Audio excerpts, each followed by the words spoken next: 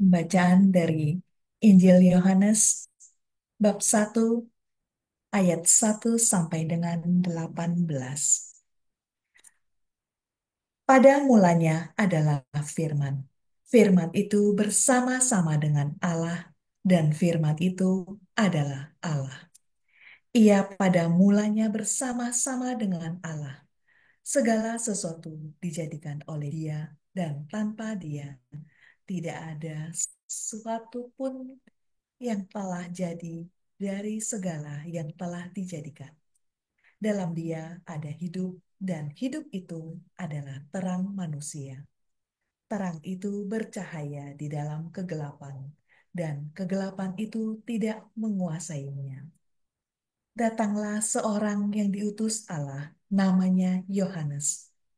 Ia datang sebagai saksi untuk memberi kesaksian tentang terang itu, supaya oleh dia semua orang menjadi percaya. Ia bukan terang itu, tetapi ia harus memberi kesaksian tentang terang itu.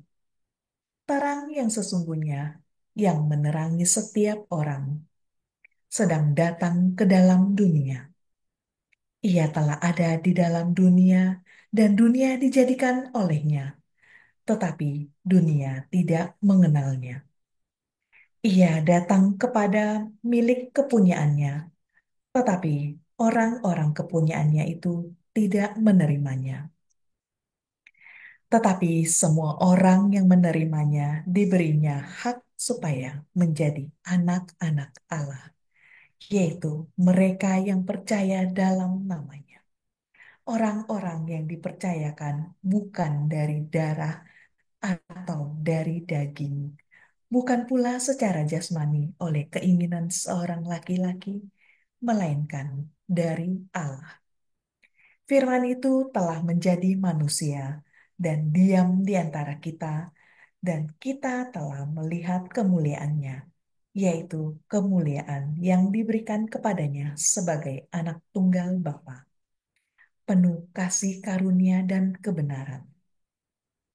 Yohanes memberi kesaksian tentang dia dan berseru katanya, "Inilah dia yang kumaksudkan ketika aku berkata, kemudian daripadaku akan datang dia yang telah mendahului aku, sebab dia telah ada sebelum aku. Karena dari kepenuhannya kita semua telah menerima kasih karunia demi kasih karunia. Sebab hukum Taurat diberikan oleh Musa, tetapi kasih karunia dan kebenaran datang oleh Yesus Kristus. Tidak seorang pun yang pernah melihat Allah, tetapi anak tunggal Allah yang ada di pangkuan Bapa, dialah yang menyatakannya." Oke, saudara dan saudariku yang terkasih. Bagaimana memahami Injil Yohanes ini? Ini menjadi tolak ukur kita malam hari ini melihat Yohanes dalam konteks seperti apa. Saya pikir ini yang kadang kita tidak mengerti. Saudara dan saudariku yang terkasih, ada dua rasul. Kalau kita mau lihat yang dari 12 itu yang dipilih eh, oleh Yesus, yang menulis ya, dalam pengertian ini minta maaf ada anjing di luar, yang menulis tentang kitab suci, Matius dan Rasul Yohanes.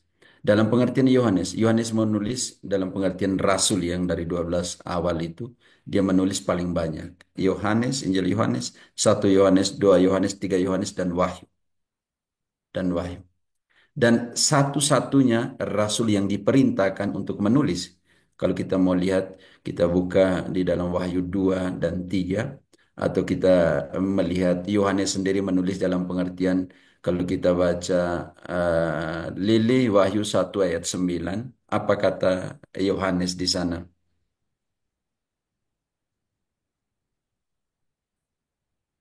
Wahyu 1 ayat 9. Aku, Yohanes, saudara dan sekutumu dalam kesusahan, dalam kerajaan dan dalam ketekunan menantikan Yesus berada di pulau yang bernama Patmos oleh karena firman Allah dan kesaksian yang diberikan oleh Yesus.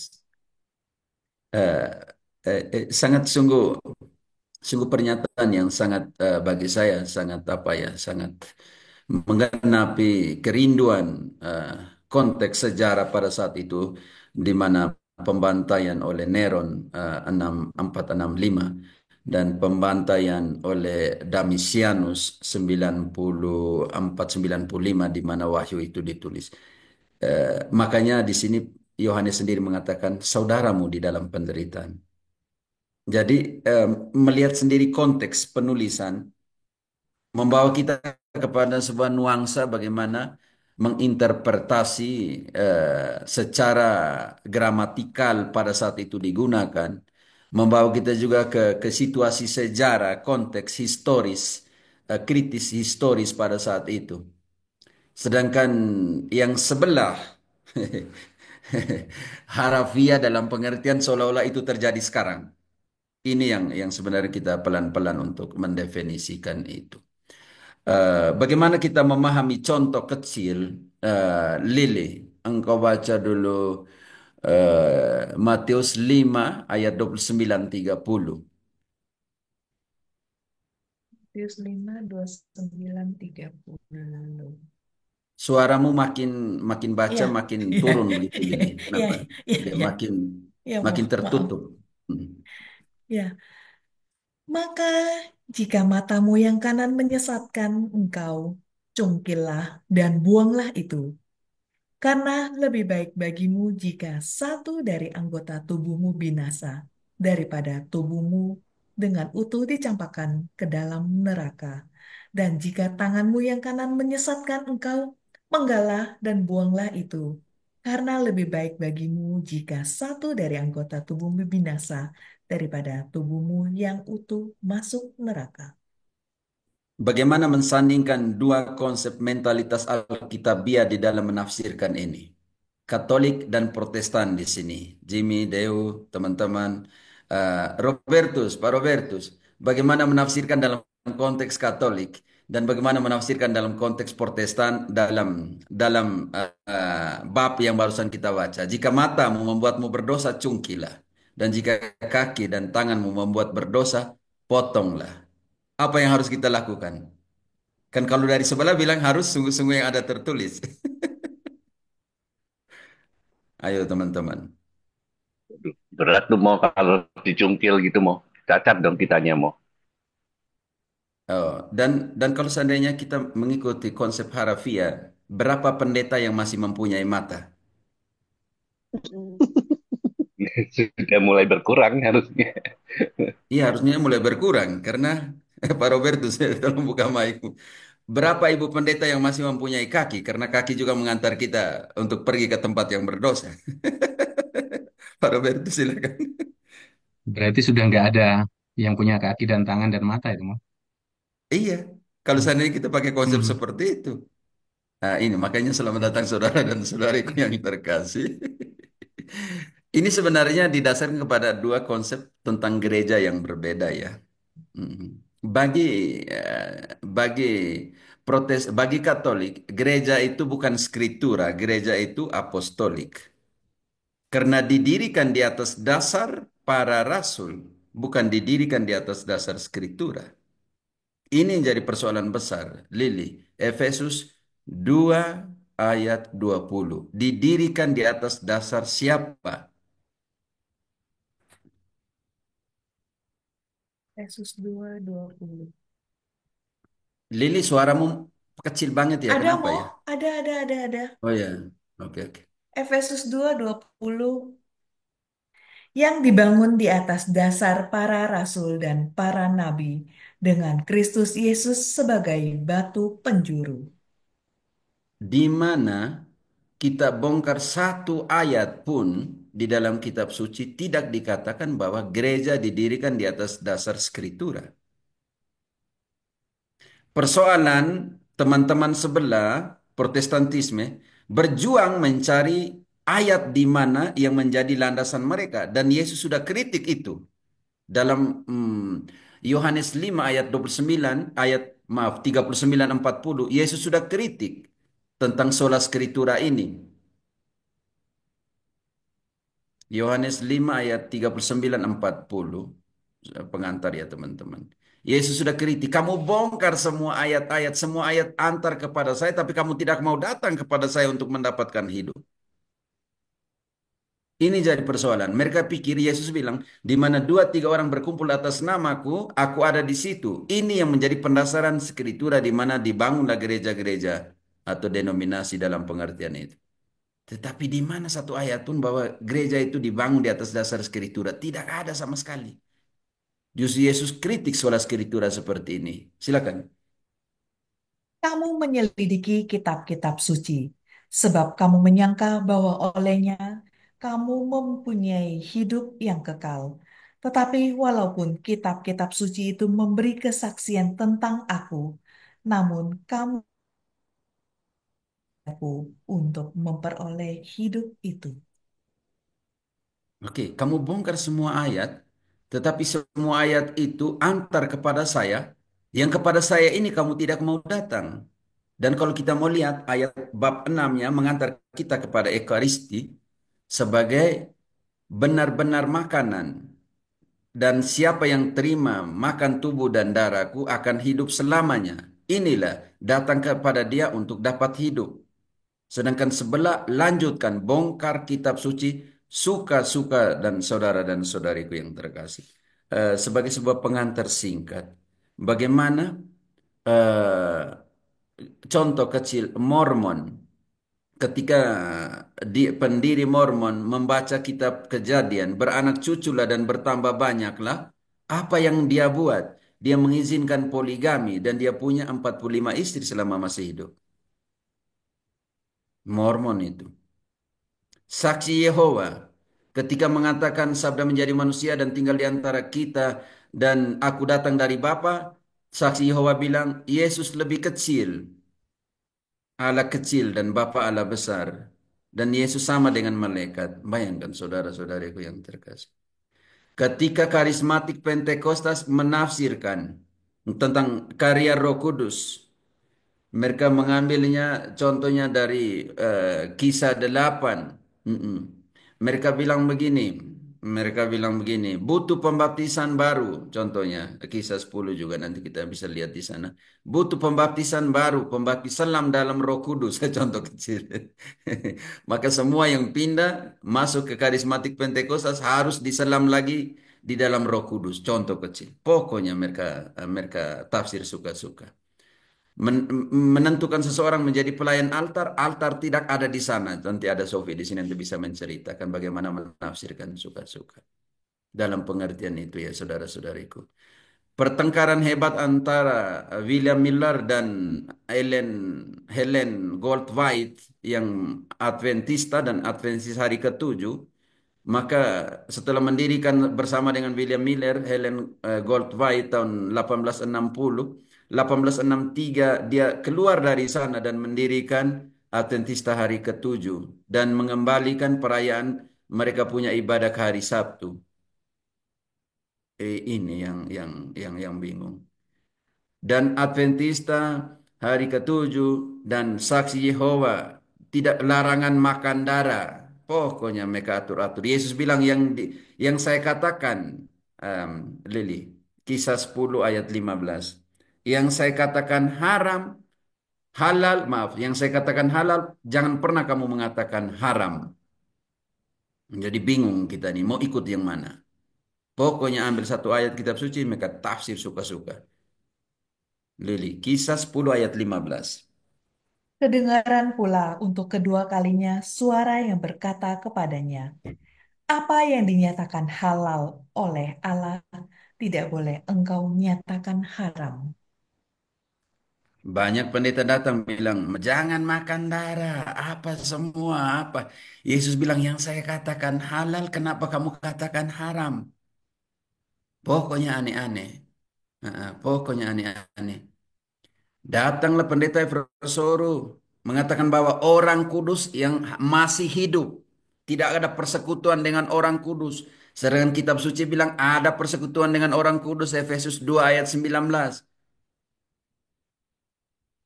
Contoh kecil teman-teman, saudara-saudari, bagaimana penafsiran ini, ketidaksetiaan ini, ketidaktaatan ini membuat bahwa setiap orang bebas mendirikannya. Kenapa? Karena bagi mereka gereja didirikan di atas skriptura, bukan di atas para rasul. Persoalan di sini ketika Luther anti hierarkis gereja, kebencian kepada paus, dia mengatakan bahwa gereja yang sesungguhnya adalah gereja rohani, gereja spiritual, gereja yang didirikan ketika seseorang mendengarkan dan membaca kitab suci. Maka penafsiran bebas membuat seseorang mendirikan gereja suka-suka. Ini yang menjadi persoalan berat. Dan Petrus sendiri, karena persoalan mereka ambil surat-suratnya Paulus untuk tafsir suka-suka. Sedangkan Petrus marah besar supaya surat-suratnya Paulus itu tidak bisa ditafsirkan suka-suka karena itu akan mendatangkan kebinasan. Lili, 2 Petrus 3, 15, 16.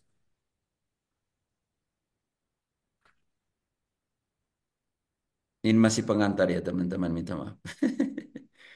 Kita Petrus santai-santai 3, kalian mau 15, mau pekan 16. suci. Anggaplah kesabaran Tuhan kita sebagai kesempatan bagimu untuk beroleh selamat, seperti juga Paulus, saudara kita yang kekasih, telah menulis kepadamu tentang hikmat yang dikaruniakan kepadamu.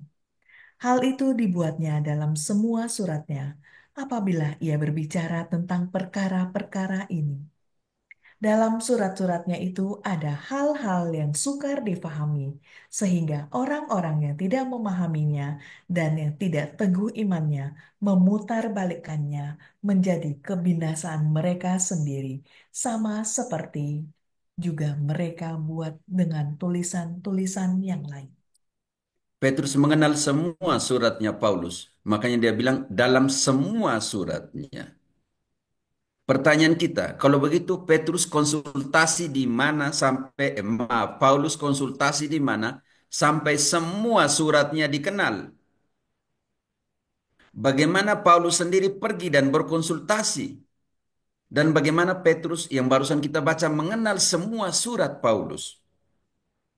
Paulus sendiri pergi dan untuk tinggal dengan dia 15 hari.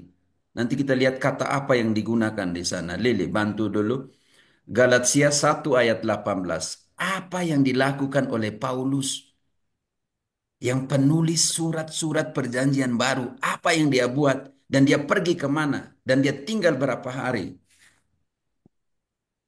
Lalu 3 tahun kemudian, aku pergi ke Yerusalem untuk mengunjungi Kefas, dan aku menumpang 15 hari di rumahnya. Eh, Saudara dan saudariku, kata mengunjungi di dalam Yunani historie seperti itu artinya pergi berkonsultasi. Pergi untuk meminta Petrus, saya punya tempat. Pergi untuk interview. Itu kata aslinya seperti itu. Karena itu, setelah 15 hari ini, apa kata Paulus di dalam ayat 20? Lili. Di hadapan Allah kutegaskan, apa yang kutulis kepadamu ini benar. Aku tidak berdusta. Setelah 15 hari kunjungan ke Petrus, ayat 20 dia katakan, supaya kalian tahu di hadapan Allah, apa yang kutuliskan ini adalah benar dan aku tidak berdusta. Baca kembali ayat itu, Lili. Di hadapan Allah kutegaskan, apa yang kutulis kepadamu ini benar. Aku tidak berdusta. Setelah 15 hari di rumahnya Petrus,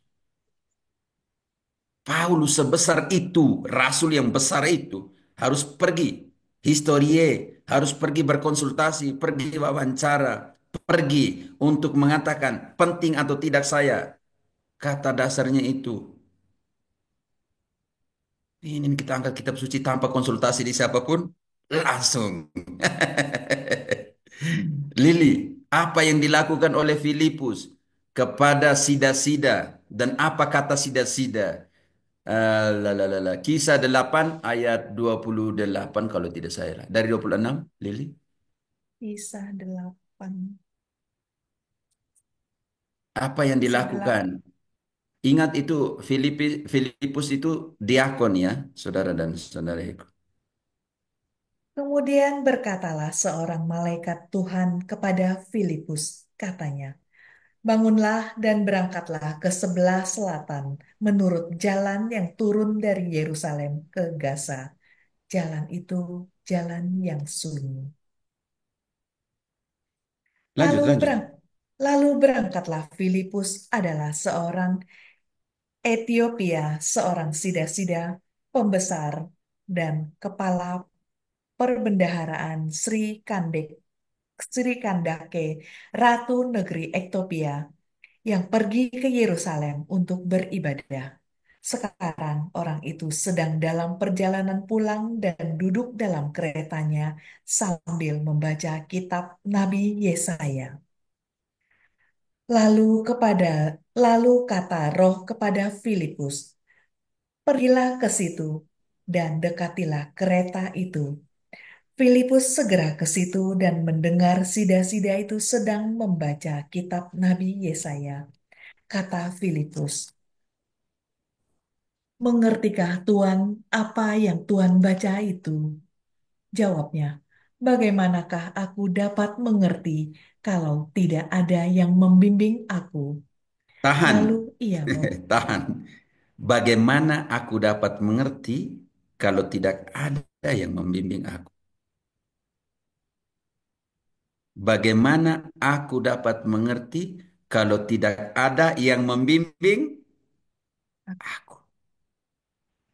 Dan nanti lihat inisiatif dari sida-sida itu, apakah nanti Filipus yang naik dan duduk di samping, ataukah sida-sida dari Ethiopia itu minta supaya Filipus duduk di sampingnya? Lanjut, Lili. Lalu ia meminta Filipus naik dan duduk di sampingnya. Nas yang dibacanya Katolik, itu awam Katolik kita semua minta magisterium duduk di samping. Jangan lupa itu. Konsultasi dengan magisterium. Sekelas sida-sida ya. Sekelas orang dari istana. Tidak mungkin orang tidak pintar.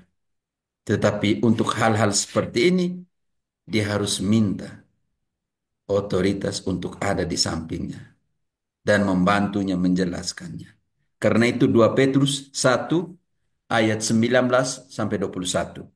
Apa kata Petrus sebagai primus inter pares? Yang tadi dia katakan hati-hati dengan surat-suratnya Paulus, semua suratnya. Yang sekarang bagaimana dia katakan bahwa firman itu sebagai pelita, tetapi tidak suka-suka menafsirkannya. 2 Petrus 1 ayat 19-21. dengan demikian kami makin diteguhkan oleh firman yang telah disampaikan oleh para nabi. Alangkah baiknya kalau kamu memperhatikannya sama seperti memperhatikan pelita yang bercahaya di tempat yang gelap sampai fajar menyingsing dan bintang timur terbit bersinar di dalam hatimu. Oke, tahan dulu Yang Lili. ter Sebelum 20, Lili. Firman sebagai pelita, tetapi pelita ini tidak suka-suka ditafsirkan suka-suka. Ayat 20-21, Lili. yang terutama Teman-teman, harus sambil makan cemilan urusan kalian ya, tidak apa, santai kita anggap saya ini. Matius 4:4 katakan bahwa manusia tidak hidup dari roti saja, tetapi setiap firman. Jadi jangan lupa roti di samping ya. Oke, lanjut, Lili. Yang terutama harus kamu ketahui ialah bahwa nubuat-nubuat dalam kitab suci tidak boleh ditafsirkan menurut kehendak sendiri. Sebab tidak pernah nubuat dihasilkan oleh kehendak manusia, tetapi oleh dorongan Roh Kudus orang-orang berbicara atas nama Allah. Dan dorongan Roh Kudus orang-orang berbicara dalam nama Allah. Dan kuasa Roh Kudus ini diberikan diberikan sejak kapan? Kisah 1 ayat 8. Dan kepada siapa diberikan? Tetapi kamu akan menerima kuasa kalau Roh Kudus turun ke atas kamu, dan kamu akan menjadi saksiku di Yerusalem dan di seluruh Yudea dan Samaria dan sampai ke ujung bumi. Dan kamu akan menerima semua kuasa ketika Roh Kudus turun atas kalian, hari Pentekostas. Untuk menggenapi bahwa semua kuasa akan diberikan kepada kalian setelah Pentekostes. Kepada siapa? Ini penting. Maka genaplah apa yang dikatakan di dalam Matius 18:18. Apa yang kamu ikat, apa yang kamu lepaskan dalam menyelesaikan persoalan. Lili, Aku berkata kepadamu, sesungguhnya apa yang kamu ikat di dunia ini akan terikat di surga, dan apa yang kamu lepaskan di dunia ini akan terlepas di surga. kalau tidak ada otoritas seperti yang kita hidupi sekarang, gereja dianggap gereja spiritual yang dibangun ketika seseorang membaca kitab suci. Dan ketika sama saudara kita, saya masih katakan itu karena saudara yang terpisah menurut Konsili Vatikan kedua. Ketika mereka membaca dan menafsirkan suka-suka, mendirikan gereja suka-suka. Ingat, Paulus sebelum mengajarkan setelah pertobatannya, dia butuh tinggal beberapa hari dengan rasul-rasul di Damaskus. Dia tidak langsung pergi ke sana. Dia harus tinggal dan belajar dengan mereka supaya bisa mengajar. Kisah 9 ayat. Setelah sembuh ya. Kisah 9 ayat. Coba Lili ayat 19. Apa yang dibuat oleh Paulus. Dari 18 lah ketika dia disembuhkan. Kisah Apakah dia langsung pergi 19. mengajar atau dia tinggal dulu? Dan genaplah apa yang dikatakan Yesus bahwa dia panggil para rasul untuk tinggal bersama dengan dia dulu, setelah itu pergi untuk mewartakan. Dan seketika itu juga seolah-olah selaput gugur dari matanya, sehingga ia dapat melihat lagi. Ia bangun lalu dibaptis. Dan setelah ia makan, pulihlah kekuatannya. Konsentrasi ayat Saulus, berikutnya, apa yang dilakukan oleh Paulus? Sebelum ayat 20 dia pergi mengajar, dia buat apa beberapa hari? Lili.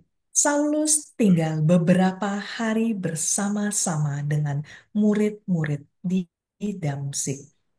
Ketika itu, ketika itu juga ia memberitakan Yesus di rumah-rumah ibadat dan mengatakan bahwa Yesus adalah Anak Allah. Dia tidak Semua tahu orang tentang yang Yesus, Pak Lili. Dia tidak tahu tentang Yesus. Bagaimana dia mengajar? Makanya dia butuh beberapa hari, Lili, tinggal di Damaskus dengan siapa? Baca kembali ayat 19. Dia tinggal dengan siapa? Yang bagian pertamanya, Lili. Saulus tinggal beberapa hari bersama-sama dengan murid-murid di Damsik. Garis bawahi beberapa hari itu. Dan setelah itu dia harus pergi ke Yerusalem. Dan harus bertemu dengan para rasul. Ayat 26. Setibanya di Yerusalem, Saulus mencoba menggabungkan diri kepada Bagaimana? murid-murid, Dia menggabungkan atau memisahkan diri? Pak Robertus. menggabungkan diri. Menggabungkan Menggabungkan. diri. Bukan bentuk denominasi dengan penafsiran suka-suka. Berusaha loh, tapi para rasul nanti masih begini. Nanti siapa yang membawa dia? Teman tabisannya nanti. Di sini masih kata pakai Saulus ya teman-teman. Paulusnya setelah dia ditabiskan dalam kisah 13 ayat 2. Setelah kisah 13 itu, dia akan dipanggil Paulus, bukan lagi Saulus. Setelah pentabisannya. Oke Lili, baca ada lagi. Lalu siapa yang akan membawa dia kepada para rasul? Bukan membawa dia kepada yang lain, kepada para rasul. Bernabas nanti. Lanjut dulu Lili. Yang masih 26 ya, Mo. Setibanya Ya. di Yerusalem, Saulus mencoba menggabungkan diri kepada murid-murid. Tetapi semuanya takut kepadanya karena mereka tidak dapat percaya bahwa ia juga seorang murid. Tetapi Wow, tahan dulu Barnabas, Lili. Pak Robertus dan kawan-kawan Pak Petrus, kalau kalian dipilih oleh Tuhan jadi rasul, jadi murid, kamu pasti tidak mau ya bersekutu dengan yang lain. Kamu pasti langsung buka kamu punya denominasi, apalagi di zaman ini ya, yang bilang wahyu pribadi seperti itu, dia bangun dia punya gereja suka-suka. Tapi Paulus pergi bergabung dengan para rasul. Lanjut ayat 27, 7. 26. 27, oke. Tetapi Barnabas menerima dia dan membawanya kepada rasul-rasul dan menceritakannya kepada mereka bagaimana Saulus melihat Tuhan di tengah jalan dan bahwa Tuhan berbicara dengan dia dan bagaimana keberaniannya mengajar di Damsik dalam nama Oke, Yesus. tahan, tahan di ayat 28-nya. Yang dilakukan oleh Paulus tinggal atau tidak tinggal. Tinggal dalam pengertian ini, nanti Yesus menggunakan kata tinggal untuk menyertai dia. Tinggal bukan berarti hanya tinggal, tidur, makan, tidak. Tinggal tuh lebih kepada menyertai. Saudara-saudara nanti seperti Yesus di dalam Markus 3. Oke, Lili, lanjut dulu Dan 28. Saulus tetap bersama-sama dengan mereka di Yerusalem dan Oke, dengan di sini saudara-saudariku diterjemahkan sebagai tetap, tetapi dalam bahasa Spanyol sekarang dimengerti sebagai quedo. Quedo artinya tinggal, berada bersama. Sedangkan diterjemahkan ke lain sebagai apa? Lili, tetap. tetap Tetap apa? bersama, tetap bersama-sama dengan mereka. Tetap bersama. Tetapi di sini kata aslinya quedo, artinya tinggal bersama dengan mereka. Belajar bersama dengan mereka. Jadi ini loh, sebelum dia mengajar dia tinggal dulu, belajar dulu karena diperkenalkan kepada para rasul. Jadi ini yang harus digarisbawahi saudara-saudariku yang terkasih. Setelah dia tinggal bersama, apa setelah itu dia buat apa? Dan Lili. dengan keberanian mengajar dalam nama Yesus. Ia juga Oke. berbicara dan bersoal jawab dengan orang-orang Yahudi dan yang berbahasa Yunani. Tetapi mereka Mm-mm. itu berusaha membunuh dia. Oke. Ingat berbahasa Yunani. Bersoal-soal dengan orang Yahudi yang berbahasa Yunani. Karena itu kitab suci yang dikenal digunakan pada saat itu adalah Kanon Alexandria. Bukan, bukan kanon Ibrani. Kanon Alexandria. Bagaimana dia bersoal-soal dengan orang Yunani kalau mereka punya kitab suci yang digunakan bahasa Ibrani? Karena itu yang dia tulis di dalam 2 Timoteus 3 ayat 15 kepada Uskup Timoteus, sejak kecil kamu telah mengenal kitab-kitab. Itu karena di sana digunakan kanon Alexandria 200 tahun sebelum kedatangan Yesus. Dan itu digunakan di Israel tanpa masalah. Karena ada orang-orang Yunani di sana. Banyak orang-orang yang Romawi di sana, Yunani di sana. Bagaimana mereka membahas bahasa Ibrani? Lili, 2 Timoteus 3 ayat 15. Dan guna untuk apa kitab-kitab ini? Ingatlah juga bahwa dari Jangan kecil bilang ke kita bahwa itu digunakan kitab suci perjanjian baru. Kok masih baru-baru belum ditulis apapun di sini. Bagaimana bersoal dengan kitab suci bagi mereka yang berbahasa Yunani? Sedangkan perjanjian baru belum ada Protestan. Ingat itu. Perjanjian baru belum ada. Bagaimana dia diskusi tentang Allah kepada orang-orang yang berbahasa Yunani kalau mereka tidak membaca kitab suci dalam bahasa Yunani? Saya pikir ini adalah ketidakjujuran di dalam Protestantisme. Lili, tolong.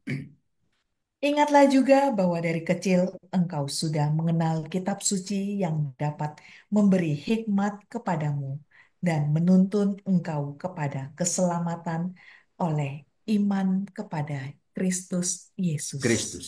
Tahan dulu. Kitab-kitab suci sejak kecil. Timoteus besar di Efesus. Timoteus bapaknya Yunani, mamanya Israel, Ibrani. Bagaimana orang Efesus omong Ibrani? Kan kita analisa seperti itu. Ayat 16, kitab-kitab itu berguna untuk apa, Lili?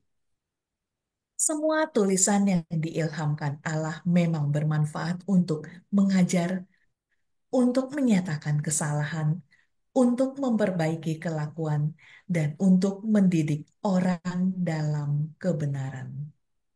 Di sini dikatakan untuk semua orang atau untuk pemimpin, karena Timotius itu adalah uskup. Kita bisa untuk mengajar, untuk mendidik. Jadi siapa yang harus mengajar? Ya pengajar. Siapa harus mendidik? Ya pendidik. Ini tugas dari uskup. Tugas dari uskup untuk mengajar. Tugas dari uskup untuk mengembalai. Tugas dari uskup untuk membimbing. Makanya Paulus bilang kepada para uskup di Kisah 20 dari 28, Lili. Ganti penilik jemaat dengan uskup ya, Lili. Kisah 20. Ayat 28. Karena begitu banyak nanti ada orang yang ingin menyesatkan. Karena itu pengajar, uskup, kalian hati-hati itu. Penilik ganti apa, Mang? Uskup ya? Hmm. Karena itu, jagalah dirimu dan jagalah semua kawanan. Karena kamulah yang ditetapkan Roh Kudus menjadi uskup untuk menggembalakan gereja Allah yang diperolehnya dengan darah anaknya sendiri. Tahan dulu, Lili. Kamu harus jaga kawanan ini.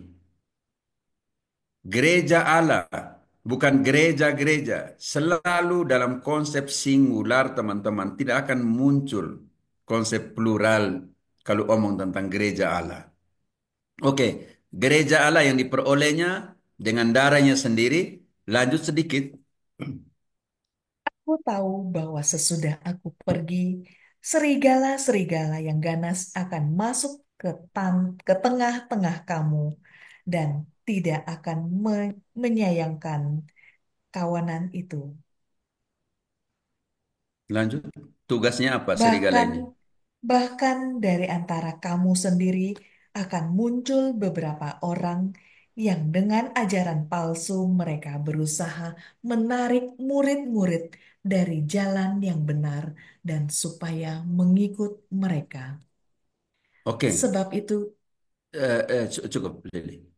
Nanti dari beberapa orang dari kita akan mengajarkan sesuatu yang menyesatkan. Kalau seandainya semua kita berkonsultasi dengan diri kita sendiri untuk menafsirkan, selamat tinggal ya. Tidak ada otoritas di sana, maka selamat tinggallah semua penafsiran seperti ini. Gembala tugasnya untuk menjaga agar mereka yang keluar dari kita ini tidak bisa menarik dengan doktrin yang palsu, dengan ajaran yang palsu yang dikatakan oleh Paulus kepada para uskup ini.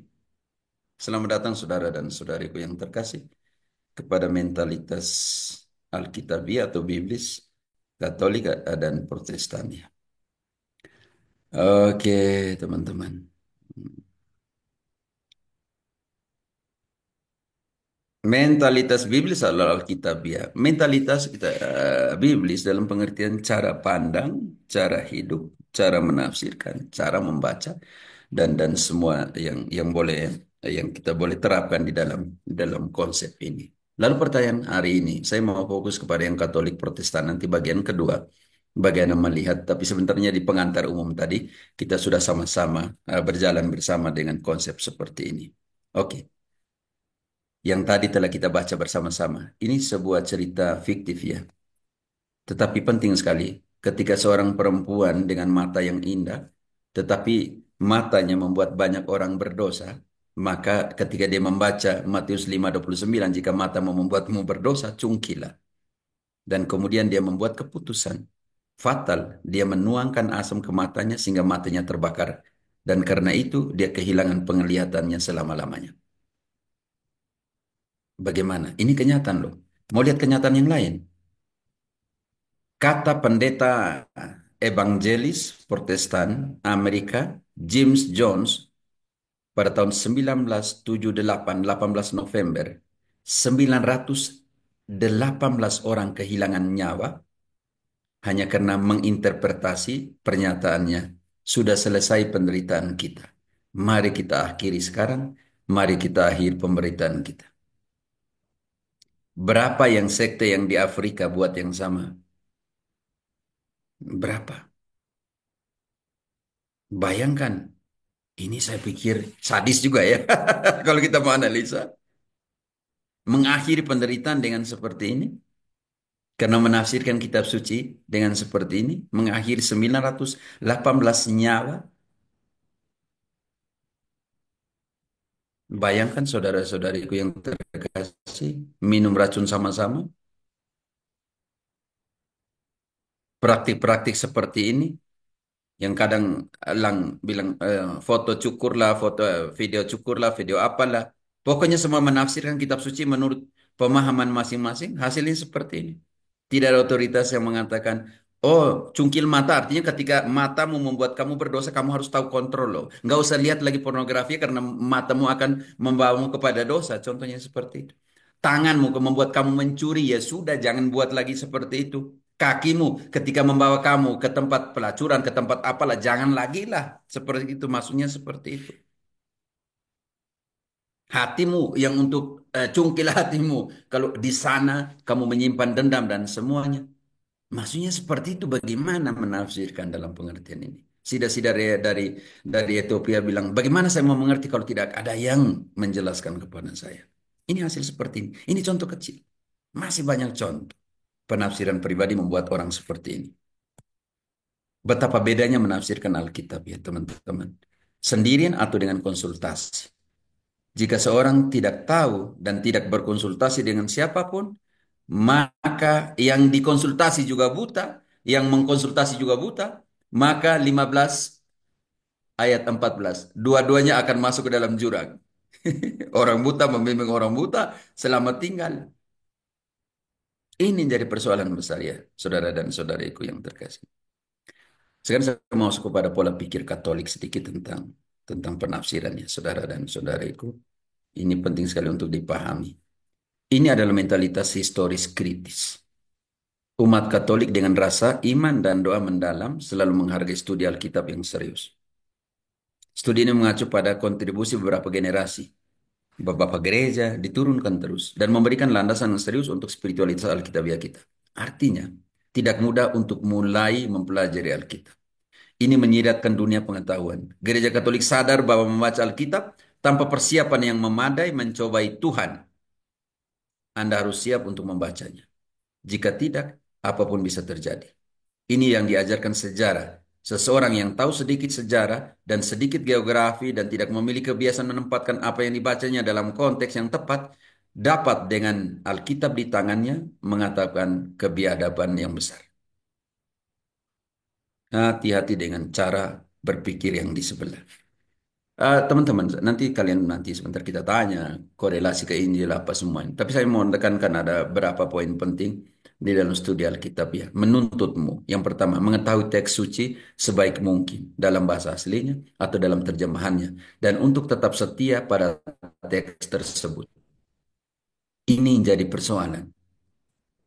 Menjadi persoalan. Contoh kecil, begitu banyak terjemahan dalam lai yang seolah-olah sudah menafsirkan penerjemahan itu, tidak mau menerjemahkan dengan bahasa aslinya, dan mereka membuat sebuah penafsiran lain. Contoh kecil, Lili, Kisah 19 ayat 17. Kisah Lili. 19:17. Hal itu diketahui oleh seluruh penduduk Efesus, baik orang Yahudi Oke, tahan maupun dulu. Apa yang diketahui oleh seluruh penduduk? Ayat 16-nya. dan orang yang dirasuk roh jahat itu menerpa mereka dan menggagahi mereka semua dan mengalahkannya sehingga mereka lari dari rumah orang itu dengan telanjang dan luka-luka. Terjemahan Yunani satu kata saja. Kisah dengan kata menerpa dan menggagahi. Ketika seorang kecil, orang sudut pandang eh, teman-teman, sudut contoh Pak Robertus, engkau lagi mic, bukalah mic. Ketika engkau membaca kata menggagahi, orang kecil akan berpikir seperti apa kata itu? Eh, Tindakan yang seronok ya Romo ya, yang tidak pantas. Iya. Tindakan senonoh, Hmm. tidak pantas. Sedangkan kata aslinya menguasai. Selesai, menguasai, selesai. Tapi kenapa diterjemahkan menerpa dan menggagahi? Karena pikiran picik nanti akan muncul sebab nanti mereka keluar telanjang dan Hmm. luka-luka. Ini loh, ini yang harus saya bilang, aduh, buset. Macam seperti itu. Jadi hal-hal kecil seperti ini. Hal-hal seperti ini bisa membawa penafsiran yang terjemahan seperti ini akan membuat kita, bagaimana seorang pendeta akan menafsirkan kata menggagahi. Karena ada hubungan dengan keluar telanjang dan luka-luka. Hmm. Ini Iya. yang juga kita harus lihat.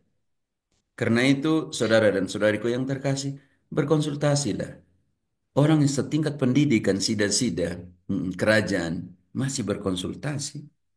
Apalagi dalam pengertian seperti ini. Banyak pendeta yang muncul waktu TikTok muncul seolah sudah baca semua kitab suci. Ada satu opu opa opa apa ya? Opa dia tulis begini. Bukan soal baca ayat-ayat, tetapi baca kitab suci dalam pengertian komprehensif semua. Kalau hanya ambil satu ayat selesai. Kalau buat apa lagi? Makanya gereja Katolik di dalam katekismus, Dewa ada katekismus tidak? Dewa bantu dulu. 114 dia menekankan analogi, isi dan keseluruhan di dalam penafsiran. Dew Ya, atau teman-teman katekismus 112, 114.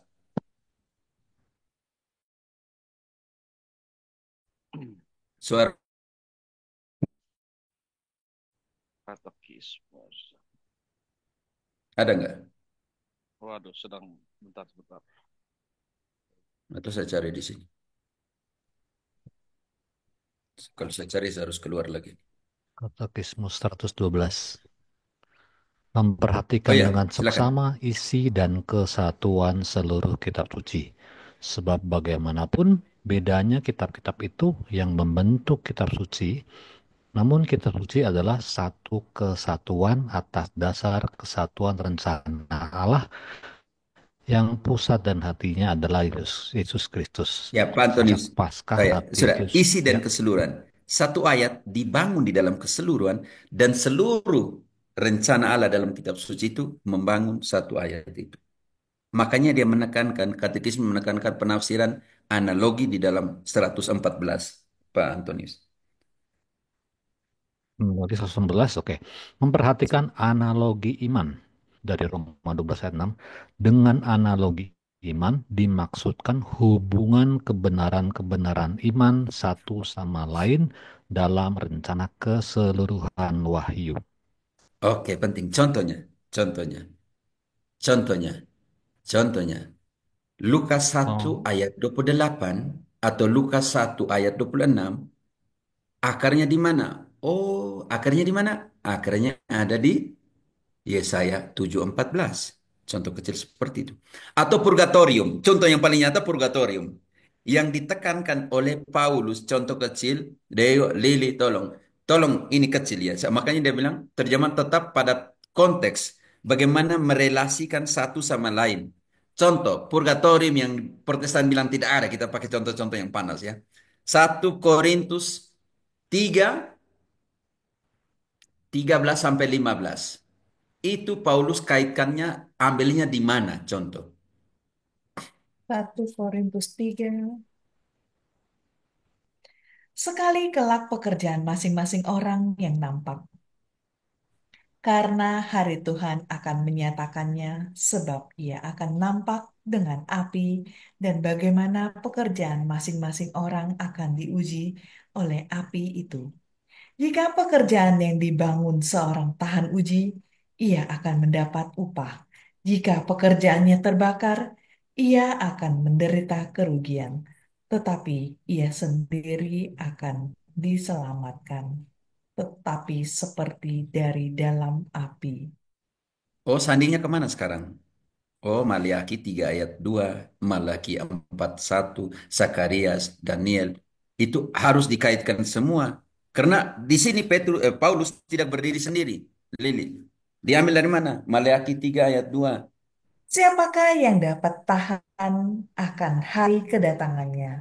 Dan siapakah yang dapat tetap berdiri apabila ia menampakkan diri? sebab ia seperti api tukang pemurni logam dan seperti sabun tukang penatu. Lanjut. Ia akan duduk seperti orang yang memurnikan dan mentahirkan perak, dan ia mentahirkan orang Lewi, menyucikan mereka seperti emas dan seperti perak, supaya mereka menjadi orang-orang yang mempersembahkan korban yang benar kepada Tuhan. Oke, Maliaki 4 ayat 1. Lili, lebih keras, telinga saya sedikit ini terganggu. Bahwa sesungguhnya hari itu datang menyala seperti perapian, maka semua orang gegabah dan setiap orang yang berbuat fasik menjadi seperti jerami yang akan terbakar oleh hari yang datang itu. Firman Tuhan semesta alam sampai tidak ditinggalkannya akar dan cabang Oke, mereka. jadi Paulus sendiri ahli kitab suci perjanjian lama, dia tidak omong suka-suka. Ada pendasarannya. Sedangkan yang baru datang, baru lahir abad ke-16, tidak ada sekolah skriptura selama 1500 tahun, sekarang baru muncul dan mengatakan sola skriptura, itu bagaimana? Saudara dan saudariku yang terkasih. Contoh ayat yang mereka bilang, semua orang adalah imam. 1 Petrus 2 ayat 5 contohnya. 1 Petrus 2 ayat 9, maaf. 1 Petrus 2 ayat 9. Mereka bilang, semua adalah imam. Tetapi kamulah bangsa yang terpilih, imamat yang rajani, bangsa yang kudus, umat kepunyaan Allah sendiri, supaya kamu memberitakan perbuatan-perbuatan yang besar dari Dia, yang telah memanggil kamu keluar dari kegelapan kepada terangnya yang ajaib. Mereka mati-matian itu Petrus tidak ambil dari mana-mana. Petrus bilang kita semua imam, jadi tidak ada lagi imam ministerial, tidak ada imam pelayanan di dalam perjanjian baru. Ternyata Petrus ambil dari Keluaran 19 ayat 5-6. Yang sama, Lili, Keluaran ayat 19 ayat 5-6. Orang Israel punya imamat umum juga. Bangsa yang rajawi. Imamat rajawi. Keluaran 19:5-6. Ayat 5-6. Jadi sekarang, jika kamu sungguh-sungguh mendengarkan firman-Ku dan berpegang pada perjanjian-Ku, maka kamu akan menjadi harta kesayangan-Ku sendiri dari antara segala bangsa, sebab Akulah yang empunya seluruh bumi. Kamu akan menjadi bagiku kerajaan imam dan bangsa yang kudus. Inilah semuanya firman yang harus kau katakan kepada orang Israel. Bayangkan itu. Jadi bagi seorang Protestan, dia potong ayat selesai, dia tidak tahu analoginya kemana. Bawanya kemana, ambilnya dari mana. Makanya tadi gereja menekankan isi dan keseluruhan. Satu ayat dibangun oleh seluruh kitab suci itu, dan satu ayat itu juga berpartisipasi dalam pembangunan. Pesan keseluruhan kitab suci. Penting sekali saudara-saudariku yang terkasih. Yang kedua, mengetahui asal-usul, pembentukan, dan transmisi kitab-kitab suci, gaya sastra yang telah bervariasi, dan konteks sejarah di mana ditulis. Contoh kecil, kita langsung pakai contoh ya teman-teman ya.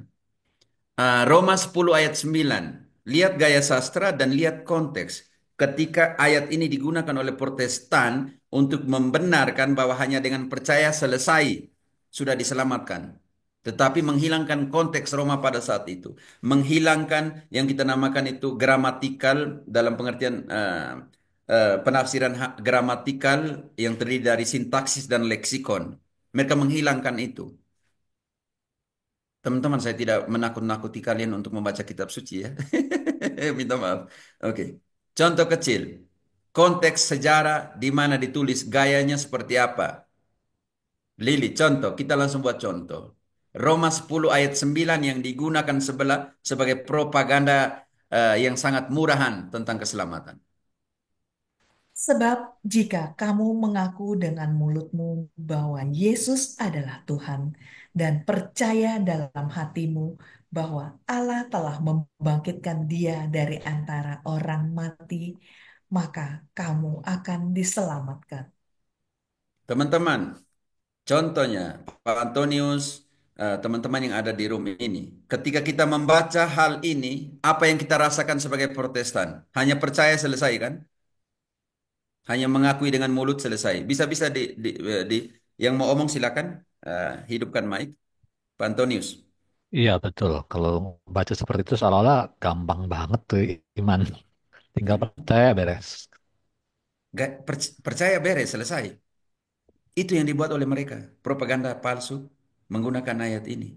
Ternyata ayat ini dari teman-teman kita mulai dari interpretasi gramatikal yang terdiri dari sintaksis itu adalah penempatan kata dan leksikon adalah pemilihan kata yang Paulus gunakan. Oke, Lili, engkau baca dari kata pertama, dua kata pertama.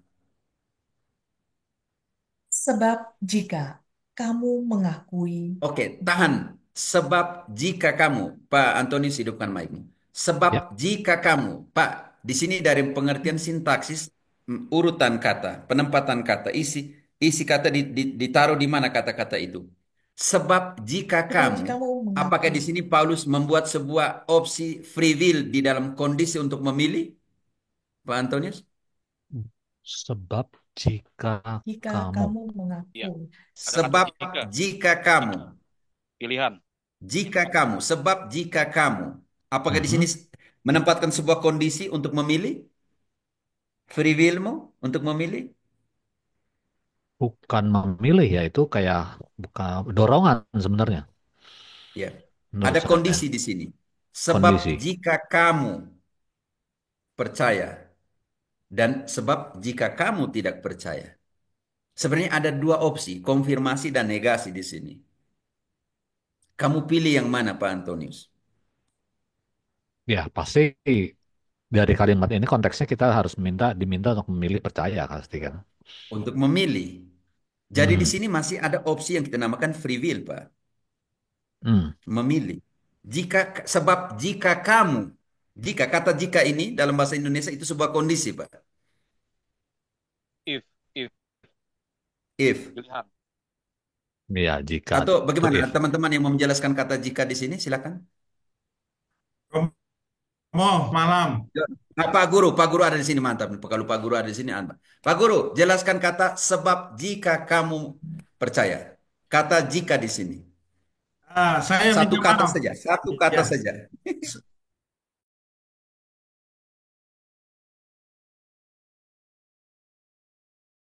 terkait bacaan hari ini, Yohanes 8:51 sampai 59, terutama di ayat 51, ini sharing. Tadi doa pagi di sekolah, ketika saya minta sharing, ada anak Protestan itu yang sharing, khususnya di ayat 51. Aku berkata kepadamu, sesungguhnya barang siapa menuruti firmanku, ia tidak akan mengalami maut sampai selama-lamanya. Dan dia sharing banyak hal dari perspektifnya dia, yang ujung-ujungnya bahwa memang hanya iman. Tetapi kemudian saya menjawab, saya mencoba melengkapinya itu, saya mencoba menjelaskan apa arti menuruti, di mana di situ merupakan verba yang berarti mengikuti dan seterusnya. Dan itu sebenarnya adalah kalimat aktif, menuruti. Ya, artinya ini menarik dari apa yang Romo sampaikan, dan ternyata ya dampaknya apa, gaya style penerjemahannya, apa, penafsirannya Protestan ini memang luar biasa, ini sudah masuk sampai ke anak-anak yang usia belasan. Ini menarik. Terima kasih Romo. Oke, John, engkau Pak Ya, Guru, kata jika, sebab jika, kata jika saja. Itu sebuah kondisi atau sebuah apa? Kata jika jika. itu memberikan sebuah opsi untuk memilih atau Iya, bagaimana? jika itu andaikan ya. Andai kata, andaikan itu jika. Apa sinonim dari jika teman-teman? Jika, andai, andaikan, Apabila, kalau, apabila, sekiranya, andai, kiranya, andai. seperti lagu, seperti lagu. Andaikan kau datang kembali. Orang sana bisa memilih pula datang atau tidak urusan dia kan? Ya. Hanya saya mengharapkan itu. Kalau Jika engkau datang kembali seperti itu. kalau soal andai itu kan dalam pengertian itu kan menekankan kemungkinan yang sangat kecil ya. Andai, Mm-mm. andai. Mengandaikan, Iya, menjikakan iya. dalam situ. Oke. Pak Antonius bisa mengerti dalam pengertian Pak Antonius? Ya, bisa Pak. Bisa Pastor. Jadi, oke, sekarang kita pakai sintaksis. Dia menetapkan jika kamu memilih, jika kamu percaya dengan jika kamu apa ya namanya itu mengaku dengan mulutmu dan percaya dengan hatimu. Disebut kondisi untuk memilih. Karena di sana dia yang sekarang kita masuk ke penggunaan kata Paulus mengakui itu di sini dia pakai kata homologeo. Homologeo artinya mempertanggungjawabkan deklarasi yang kamu buat. Yang ini Protestan tidak sentuh. Tidak tahu kata aslinya seperti apa ya, rusak semua ke belakang. Dan itu dari konteks gramatikal. Sekarang kita dalam konteks historis penting sekali saat Roma ditulis tahun 5556 mulai pembantaian kepada orang-orang Kristen. Mulai dimasukkan ke dalam apa? Ke dalam Colisium Romanum yang percaya. Makanya di sini dia beri kondisi. Jika kamu mengakui dengan mulutmu dan percaya dengan hatimu, Yesus adalah penyelamat, kamu sudah diselamatkan. Karena pada saat itu, Kaisar juga memberikan sebuah opsi. Dia mengatakan bahwa dia adalah Kyrios. Kyrios artinya Tuhan ya. Dan siapa yang memilih Kaisar sebagai Kyrios, sebagai Tuhan, maka dia tidak dibuang ke Colosseum Romanum. Selamat di sini, tetapi tidak selamat di sana, kata Paulus. Dalam kondisi historis. Kalau kalian memilih Tuhan, Yesus sebagai Tuhan, mengakui dengan mulutmu dan percaya dengan hatimu, Yesus adalah Kyrios, maka kamu di sini akan mati konsekuensinya. Tetapi kamu akan hidup di sana. Ini yang hati-hati dengan Protestantisme menafsirkan dengan menghilangkan konteks sejarah dan konteks gramatikal yang dipakai.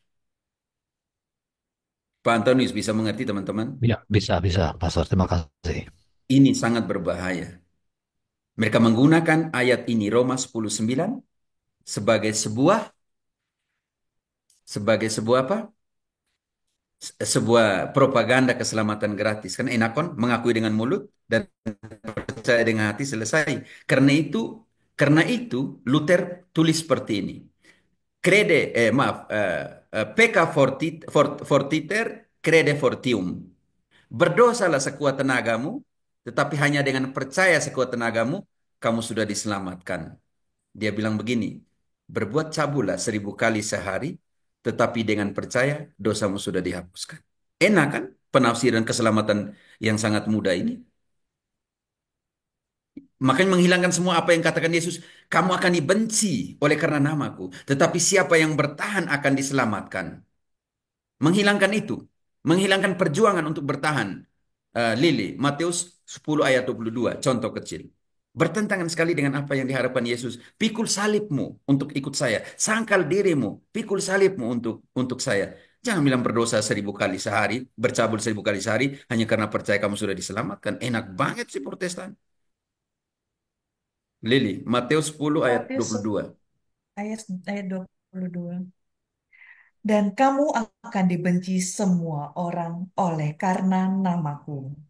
Tetapi orang yang bertahan sampai pada kesudahannya akan selamat. Bahkan orang yang bertahan ya Pak Antonius, bukan orang yang Hmm. percaya, orang yang bertahan sampai kesudahan. Ini penting sekali ya. Kalau tidak nanti bagaimana? Ini jadi persoalan. John, eh, em, oke, John. Yohanes Romo.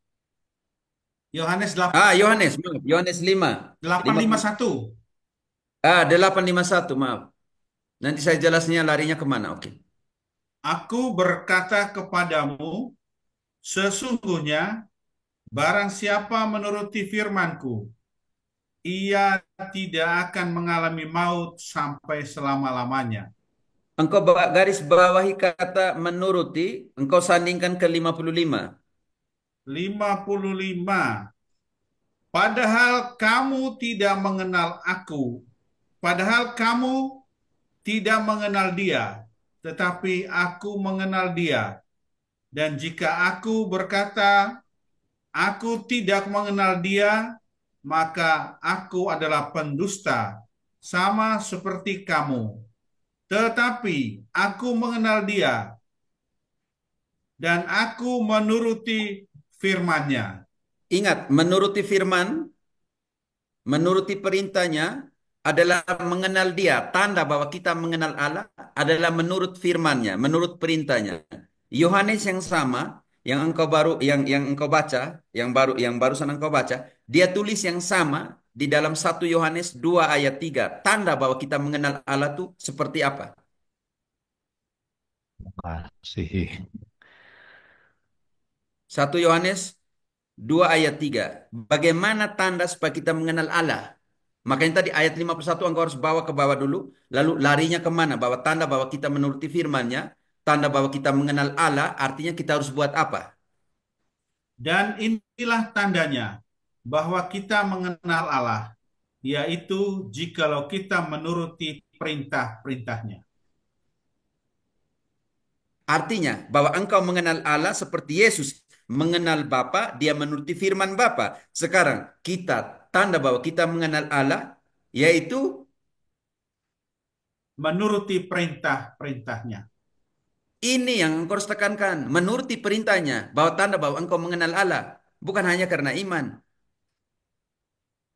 Tanda bahwa engkau Protestan mengenal Allah artinya menuruti perintahnya. Dia perintahkan pengakuan dosa, kamu bilang tidak. Mengaku langsung kepada Allah. Dia bilang Ekaristi adalah benar-benar daging dan makananku, minumanku, kamu bilang tidak. Dia bilang ada imam, lakukanlah ini. Ordenation, pentabisan, lakukanlah ini sebagai kenakan-akan daku. Itu pentabisan, kamu bilang tidak.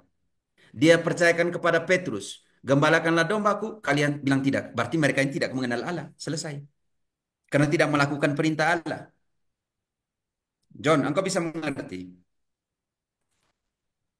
Ya Romo, udah. Oke, oke, sudah ya. Oke, Oke. terima kasih. Poin ketiga, membutuhkan pengetahuan tentang kondisi budaya pada waktu di mana firman Tuhan berinkarnasi dan ditransmisikan. Kondisi budaya. Yesus disunat? Halo? Disunat, Yesus po. disunat? Disunat. Yesus disunat. Lalu persoalan sekarang ketika orang Yunani, orang-orang politeisme, orang-orang sekitar yang bukan orang Yahudi mau masuk jadi Kristen. Orang-orang berdarah Yahudi bilang harus disunat.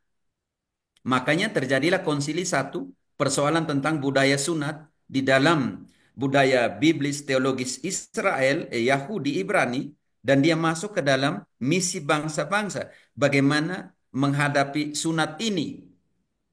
Lihat kondisi budaya pada saat di mana firman Tuhan berinkarnasi dan ditransmisikan.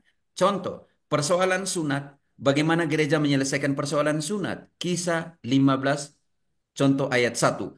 Apakah Paulus yang ahli perjanjian lama, dia tafsirkan, tidak, menurut ayat ini kita bisa buat sunat atau tidak, atau mereka harus pergi ke Yerusalem untuk berkonsultasi dengan para rasul. Silakan Lili. Contoh kecil, bagaimana menyelesaikan persoalan ketika sebuah evangelisasi berhadapan yang ditransmisikan berhadapan dengan kondisi budaya. Lili, contoh. Kalau sanet Protestan, mereka tafsir suka-suka. Oh, pendeta bilang menurut ayat ini tidak. Paulus taat. Gereja mengutusnya ke Yerusalem untuk berkonsultasi dengan para rasul. Lili, jemaat diganti dengan gereja. Silakan. Iya, Romo.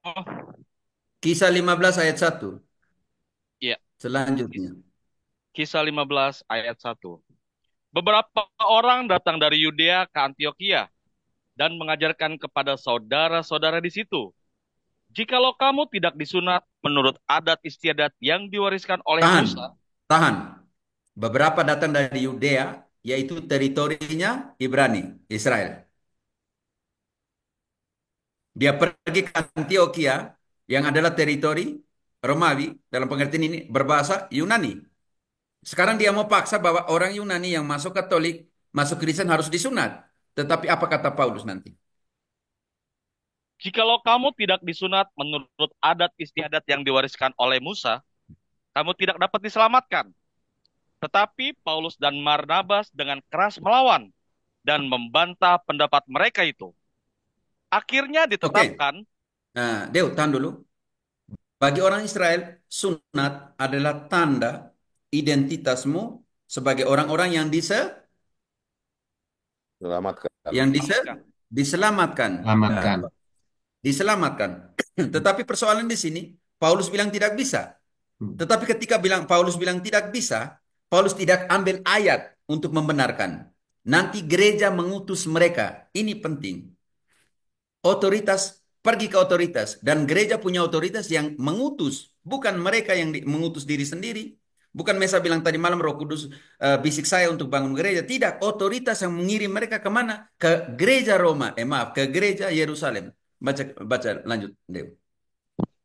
Tetapi Paulus dan Barnabas dengan keras melawan dan membantah pendapat mereka itu.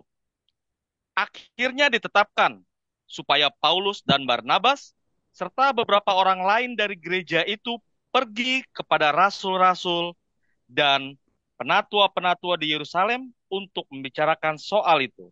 Tahan dulu. Siapa yang menetapkan Paulus dan Barnabas dan beberapa orang pergi ke Yerusalem? Gereja Romo. Gereja.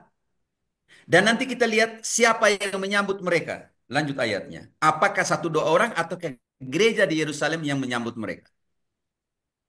Mereka diantarkan oleh gereja sampai keluar kota. Lalu mereka berjalan ke Samaria. Dan di tempat-tempat itu mereka menceritakan tentang pertobatan orang-orang yang tidak mengenal Allah. Hal itu sangat mengembirakan hati saudara-saudara di situ. Setibanya di Yerusalem, mereka disambut oleh gereja Oh, dan oleh rasul-rasul dan penatua-penatua. oh. Lalu Disambut oleh mereka otoritas para menceritakan rasul, penatua-penatua, presbiter, imam-imam ya. Para rasul uskup sudah. Penatua, imam, presbiter dan oleh gereja.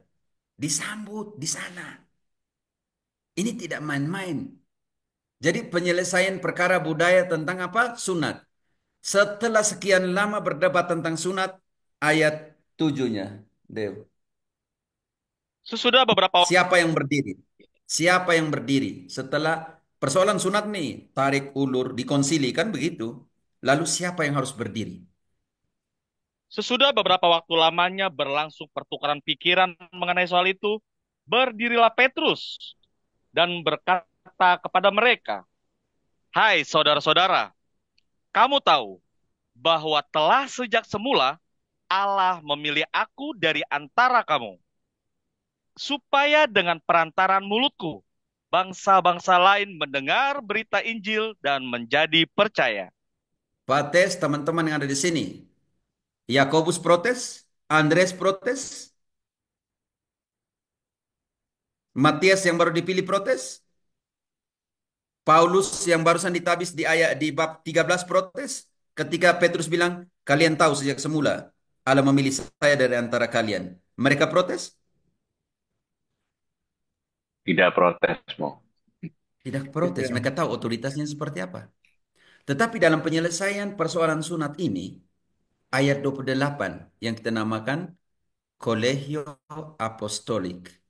Persekutuan Apostolik untuk para uskup atau kolegio episkopal untuk memutuskan ayat 28. Ini penting sekali. Sebuah konsili diputuskan oleh Kolegio Apostolik atau Kolegio Episkopal. Sebab adalah keputusan Roh Kudus dan keputusan kami, supaya kepada kamu jangan ditanggungkan lebih banyak beban daripada yang perlu ini. Selesai. Kamu Ini harus saudara, ini adalah keputusan Roh Kudus, adalah keputusan kami, kolegium, persekutuan apostolik. Ada di situ otoritas. Maka ingat kembali Matius 18:18, apa yang kamu ikat, apa yang kamu lepaskan terhadap sebuah perkara. Di mana ada otoritas di dalam Protestantisme? Ini juga pertanyaan. Setiap orang adalah otoritas bagi dirinya sendiri. Magisterium adalah untuk dirinya sendiri. Paulus, ahli perjanjian lama, di situ Paulus tidak omong satu kata pun. Paulus mengerti bahwa siapa otoritas penuh sebagai primus inter pares di sana. Sejak semula Allah memilih saya dari antara kalian. Menyelesaikan perkara sunat. Dan sunat diganti dengan pembaptisan. Kolose 2 ayat 11-12. Ingat itu. Sunat digantikan oleh pembaptisan. Kolose 2 ayat 11-12 atau 11-12. Kolose 2, Ayat 11-12. Kolose 2, 11, 12. Dalam Dia kamu telah disunat, bukan dengan sunat yang dilakukan oleh manusia, tetapi dengan sunat Kristus yang terdiri dari penanggalan akan tubuh yang berdosa. Karena dengan Dia kamu dikuburkan dalam baptisan, dan di dalam Dia kamu turut dibangkitkan juga oleh kepercayaanmu kepada kerja kuasa Allah yang telah membangkitkan Dia dari orang mati. Untuk Protestan, baca kembali ayat ini penting sekali. Ditenggelamkan, dikuburkan di dalam kematian supaya dibangkitkan. Ini adalah makna pembaptisan. Makanya sunat digantikan oleh pembaptisan. Kalau sunat dari 8 hari, maka kalau sunat digantikan oleh pembaptisan, maka pembaptisan juga untuk anak-anak. Toh. Logika biblis teologisnya seperti itu. Bagaimana Tuhan yang berinkarnasi, sabdanya itu ditransmisikan dalam situasi budaya.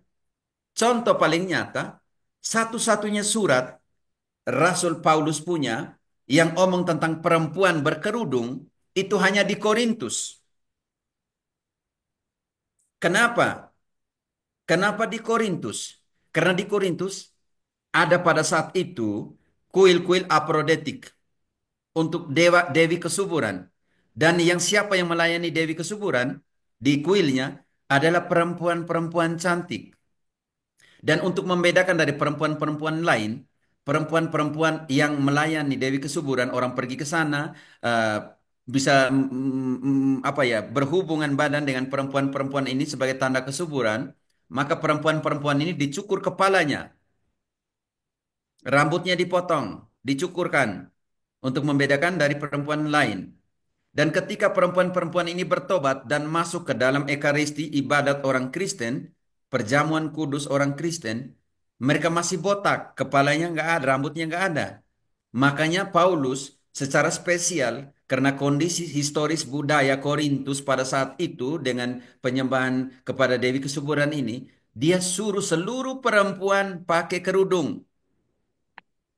Supaya jangan ada diskriminasi dengan perempuan-perempuan yang dulunya melayani kuil dan sekarang sudah jadi Kristen. Hanya di Korintus. Karena pada saat itu seperti itu. Teman-teman bisa mengerti? Deu kawan-kawan? Bisa, Contoh Pak. kondisi budaya pada saat sabda ditransmisikan, diteruskan. Yang ini tidak dimengerti oleh kaum sebelah. Keempat, membutuhkan kemampuan melihat perbedaan radikal meskipun saling melengkapi antara perjanjian baru dan perjanjian lama. Karena ada evolusi besar dan perubahan doktrin antara perjanjian lama dan perjanjian baru. Contoh kecil. Contoh kecil di dalam perjanjian lama, perempuan itu disetarakan dengan hewan sebagai kepemilikan. Dew. Keluaran 20 Keluaran 20 ayat 17. Jangan mengingini rumah sesamamu. Jangan mengingini istrinya, atau hambanya laki-laki, atau hambanya perempuan, atau lembunya, atau keledainya, atau apa yang dipunyai sesamamu. Artinya perempuan diletakkan di dalam mana Pak Tes, Pak Robert, saudara-saudariku? Di antara kepemilikan, lembu, tanah. Jadi perempuan adalah milik. Kesian ya perempuan pada saat itu. Lili, kamu mau nggak kamu jadi barang yang orang miliki? Disejajarkan dengan lembu, disejajarkan dengan tanah, disejajarkan hewan. Kamu mau nggak? Perempuan yang ada di sini mau nggak? Tidak. Tidak. Makanya apa yang dibuat oleh Yesus dalam Matius 5:28, 29. Apa yang dirubah oleh Yesus? Pandangan tentang perempuan. Dia bukan milik dalam pengertian disejajarkan dengan hewan dan semuanya. Karena itu Protestan mati-matian perjanjian lama. Kita merubah 10 perintah Allah. Oke, akhirnya perempuan-perempuan di dalam Protestantisme disejajarkan dengan hewan dan kepemilikan kalau begitu. Makanya Yesus keras di dalam Matius 5:28, 29. Apa kata Yesus? Pandangan kita terhadap perempuan itu seperti apa? Apakah dia adalah milik kita yang disejajarkan dengan hewan? Atau bagaimana? Matius Lili. 5, 28, 29. Tetapi aku berkata kepadamu, setiap orang yang memandang perempuan serta menginginkannya sudah berzina dengan dia dalam hatinya. Oke, tahan dulu Lili. Sebelum Maka 29, tahan dulu. Dosa bagi orang Yahudi adalah karena perempuan sudah jadi milik suami, disejajarkan dengan kepemilikan, maka dosa seorang Yahudi, laki-laki, adalah menginginkan istri orang. Kalau seandainya perempuan itu tidak mempunyai suami dalam pengertian lajang, dia bisa dimiliki. Makanya Daud berapa istri yang dia punyai? Salomon berapa istri? Dosanya Daud ketika dia menginginkan istri Uria. Bukan karena dia punya 300-an lebih perempuan di dalam hidup. Tetapi mengingini istri orang. Karena istri orang sudah menjadi milik laki-laki itu. Engkau tidak bisa. Tetapi di sini Yesus bilang, bukan lagi istri orang, tetapi melihat semua perempuan. Baca kembali ayat itu, Lili. tetapi aku berkata kepadamu, setiap orang yang memandang perempuan serta menginginkannya sudah berzina dengan dia di dalam Di hatinya. sini bukan lagi istri orang, tetapi semua perempuan. Kalau di sana mengingini istri orang, tetapi di sini semua perempuan punya derajat yang sama. Kalau kamu hanya melihat dan sudah menginginkan dalam hatinya, kamu sudah berdosa. Karena itu 613 hukum dirangkumkan dalam hukum kasih. Lili, Matius 22 ayat 37-40. 613 hukum Taurat itu sudah dirangkum dalam hukum apa? Yang pertama hukum apa? Apa? Ayat 37. Matius 22 ayat 37. Jawab Yesus kepadanya, kasihilah Tuhan Allahmu dengan segenap hatimu dan dengan segenap jiwamu dan dengan segenap akal budimu. Itulah hukum yang terutama dan yang pertama. Dan hukum yang kedua yang sama dengan itu ialah, kasihilah sesamamu manusia seperti dirimu sendiri. Pada kedua hukum inilah tergantung seluruh hukum Taurat dan kitab para nabi. Oke, di dalam kedua hukum ini, cintai Allah, cintailah sesamamu seperti dirimu sendiri, terangkum semua 613 hukum Taurat dan nubuat para nabi.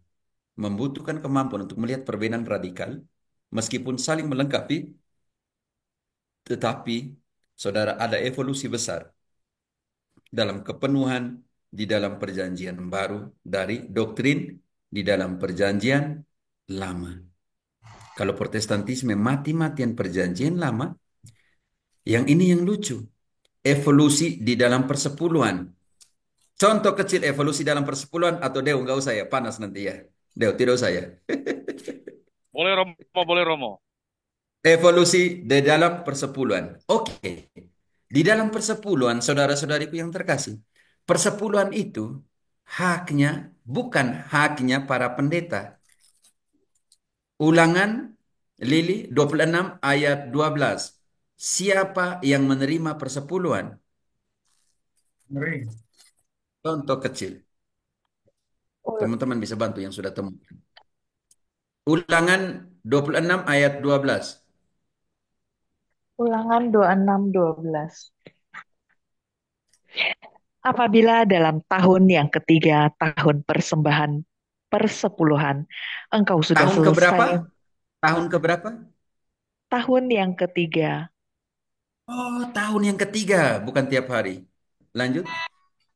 Apabila dalam tahun yang ketiga tahun persembahan persepuluhan, engkau sudah selesai mengambil segala persembahan persepuluhan dari hasil tanahmu, maka haruslah engkau memberikannya kepada orang Lewi, orang asing, anak yatim, dan kepada janda, supaya mereka dapat makan di dalam tempatmu dan menjadi kenyang. Di mana persepuluhan untuk pendeta di sini? Di dalam perjanjian baru. Kalau persepuluhan itu untuk orang Lewi, imam Lewi, janda, yatim piatu, dan orang asing. Di mana ada persepuluhan di sini? Oke, Yesus mengeritik persepuluhan. Matius 23:23. Nanti kita lihat. Yesus tidak menghilangkan persepuluhan, tapi mengeritik persepuluhan. Matius 23 ayat 23. Celakalah kamu, hai ahli-ahli Taurat dan orang-orang Farisi, hai kamu orang-orang munafik, sebab persepuluhan dari selasi, adas manis, dan jintan kamu bayar, tetapi yang terpenting dalam hukum Taurat kamu abaikan, yaitu keadilan dan belas kasihan dan kesetiaan. Yang satu harus dilakukan, yang lain jangan diabaikan. John, persepuluhan perjanjian lama diterima oleh imam Lewi, yatim piatu, janda, dan Yatim. anak yatim. Dalam Matius 23:23 memang Yesus tidak menghilangkan persepuluhan. Kenapa? Karena perjanjian baru tidak ada lagi imam Lewi. Yang ada adalah imam dalam ritus Melkisedek. Ibrani 7 ayat 11 ayat 12 ayat 11 12. Di sana kita akan melihat bahwa Yesus mengubah ritus Lewi kepada ritus Melkisedek, ritus Harun kepada ritus Melkisedek. Jadi imam perjanjian baru adalah imam dari ritus Melkisedek. Ibrani 7 ayat 11 12. Contoh Contoh 11. perubahan doktrin ya teman-teman, contoh perubahan doktrin ya. Imam bukan lagi dari ritus Lewi, dari ritus Harun, melainkan dari ritus Melkisedek. Bagaimana Yesus mengubahnya itu? Lihat Ibrani 7 ayat 11-12. Karena itu, andai kata oleh imamat Lewi telah tercapai kesempurnaan. Sebab karena imamat itu umat Israel telah menerima Taurat. Apakah sebabnya masih perlu seorang lain ditetapkan menjadi imam besar menurut peraturan Melkisedek dan yang tentang dia tidak dikatakan menurut peraturan Harun? Sebab jikalau imamat berubah dengan sendirinya, akan berubah pula hukum Taurat itu. Garis bawahi Pak Tes, saudara-saudariku, Pak John, jika imamat berubah atau imamat dihilangkan, teman-teman. Imamat berubah atau imamat dihilangkan? Berubah Romo. Berubah. Imamat berubah. Kalau berubah artinya dihilangkan? Iya, berubah peraturan. Tidak Peraturan dilakukan. peraturan juga berubah. Jadi kalau seandainya imamat Harun diubah menjadi Melkisedek, maka imamat keturunan Lewi dan Harun hilang dan berubah menjadi imamat ritus Melkisedek. Melkisedek. Bagaimana dengan persepuluhan? Hilangnya imamat Harun, berubahnya imamat Harun dan Lewi menjadi Melkisedek. Dan kita harus tahu Melkisedek itu siapa? Apakah Melkisedek menerima persepuluhan? Iya, Ibrani yang sama ayat 1. Jadi persepuluhan bukan diberikan kepada ritus Harun, tetapi kepada ritus Melkisedek. Seperti Abraham memberikan persepuluhan kepada Melkisedek. Lili ayat 1. Sebab Melkisedek adalah Raja Salem dan imam orang yang maha tinggi.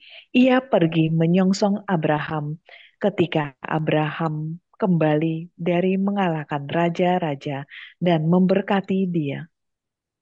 Kepadanya pun Abraham memberikan 1/10 dari semuanya. Menurut arti namanya, Melkisedek Sudah adalah cukup. pertama. Cukup. Lili cukup. Artinya persepuluhan diberikan kepada ritus sekarang ini. Deo, buka mic kalian. Ritus Melkisedek. Melkisedek. Jadi secara biblis teologis yang sekarang perjanjian baru ini, siapa yang menerima persepuluhan sebenarnya? Siapa? Para imamu. Tetapi imamu tidak menekankan bahwa kalian harus bayar persepuluhan. Yang tidak berhak mendapat persepuluhan, John Michael, yang tidak mendapatkan hak persepuluhan, tetapi kenapa ambil hak persepuluhan secara teologis biblis? Pendeta di mana bilang harus terima persepuluhan? Tidak ada. Bukan imam kok. Bukan dari ritus Lewi, bukan juga dari ritus Melkisedek. Bagaimana mau terima persepuluhan? Ini yang kita namakan perubahan doktrin antara perjanjian lama dan perjanjian baru. Harus dilihat itu. Hak biblis teologis nggak ada pendeta dapat persepuluhan. Dari mana? Justru yang harus mendapatkan itu adalah mereka yang melayani altar dan melayani mesbah. 1 Korintus 9 ayat 13-14. Itu yang harus mendapatkan hidupnya dari sana. Iya. Tidak tahukah kamu bahwa mereka yang melayani dalam tempat kudus mendapatkan penghidupannya dari tempat kudus itu? Dan bahwa mereka yang melayani mesbah mendapat bagian mereka dari mesbah itu? Demikian pula Tuhan telah menetapkan bahwa mereka yang memberitakan Injil harus hidup dari pemberitaan Injil. Bagaimana Protestan pendeta potong ayat 13 tentang pelayanan mesbah altar, hanya pakai ayat 14 untuk hidup dari Injil. Tetapi di sini hak dan kewajiban para rasul itu dua, imam dan juga yang mewartakan. Bagaimana dicopot dan dicomot, dihilangkan. Ini yang berbahaya di dalam prinsip penafsiran yang di sebelah. Yang kelima, membutuhkan kemampuan melihat seluruh Alkitab sebagai jalan menuju kepenuhan di dalam Kristus. Inilah yang disebut kristosentrisme Alkitabiah. Ada segudang masalah yang mengharuskan pelajar Alkitab untuk rendah hati dan yakin bahwa pelajaran Alkitab itu sulit, namun menarik dan tidak ada habisnya. Ini poin untuk kalian, saudara-saudara Katolik. Bahwa pelajaran Alkitab itu sulit, namun menarik dan tidak ada habisnya. Oke, saudara-saudariku yang terkasih. Maaf ya, studi Alkitab yang serius menuntut 5 poin penting ini kita sudah, ini saya belum masuk ke penafsiran ya. Penafsiran holistik yang punya 5 kriteria. Tapi sebentar dulu kita sudah, nanti panjang jadinya, minta maaf. Oke teman-teman. Apa artinya memiliki mentalitas gerejawi? Itu penting sekali sama saudariku. Saudaraku, penting sekali. Mentalitas holistik tetapi mentalitas penafsiran gerejawi. Kenapa? Ini berarti bahwa Katolik menerima dan menafsirkan Alkitab di dalam komunitas umat Allah. Dalam tradisi ilahi apostolik. Hidup dan historis yaitu gereja. Dan itu bukan karena keinginan seseorang tetapi karena sifat Alkitab menuntutnya. Karena Alkitab bukanlah buku aneh yang tiba-tiba jatuh dari surga. Kitab suci lahir dan perlahan-lahan terbentuk dalam tradisi yang panjang di dalam komunitas umat Allah Israel, perjanjian lama, dalam komunitas gereja mula-mula. Faktanya, gereja dapat hidup tanpa Alkitab tertulis. Ingat, gereja dapat hidup tanpa Alkitab tertulis. Tesalonika ditulis, surat pertama Paulus adalah Tesalonika yang ditulis tahun 50, setelah tahun 33 Yesus naik ke surga. Di situ ada senjang 17 tahun. Gereja bisa hidup tanpa Alkitab tertulis.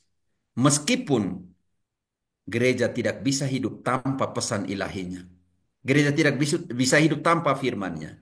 Gereja tidak bisa hidup tanpa Injilnya. Dan gereja tidak bisa hidup tanpa Kristus yang hadir dalam komunitas, dalam ekaristi. Ini penting sekali. Artinya, sebelum keberadaan Alkitab tertulis, sudah ada tradisi yang hidup dari pesan ilahi dalam khotbah, dalam katekese, dalam liturgi, dalam kehidupan orang-orang Kristen pertama. Itulah sebabnya kita tidak dapat hidup tanpa tradisi, tanpa cara pandang pendahulu kita menafsirkan dan membela Alkitab dalam iman mereka. Ingat itu saudara dan saudariku. Kenapa? Karena gereja yang bertanggung jawab untuk meneruskan pelbagai hikmat. Deo atau Lili, Efesus 3 ayat 10. Siapa yang bertanggung jawab untuk meneruskan pelbagai hikmat? Nubuat siapa? Kalau bukan gereja. Efesus 3 ayat 10. Supaya sekarang oleh Efesus 3 ayat 10, supaya sekarang oleh gereja diberitahukan berbagai ragam hikmat Allah kepada pemerintah-pemerintah dan penguasa-penguasa di surga. Siapa yang harus meneruskan hikmat? Nubuat? Gereja, Romo. Apa itu hikmat? Ayat 11. Sesuai dengan maksud abadi yang telah dilaksanakannya dalam Kristus Yesus Tuhan kita. Maksud abadi, bukan maksud sementara. Dan karena itu, dia harus meneruskan itu. Ingat, gereja bisa hidup tanpa Alkitab tertulis. Tetapi tidak bisa hidup tanpa firman-Nya yang hidup. Tanpa ekaristi.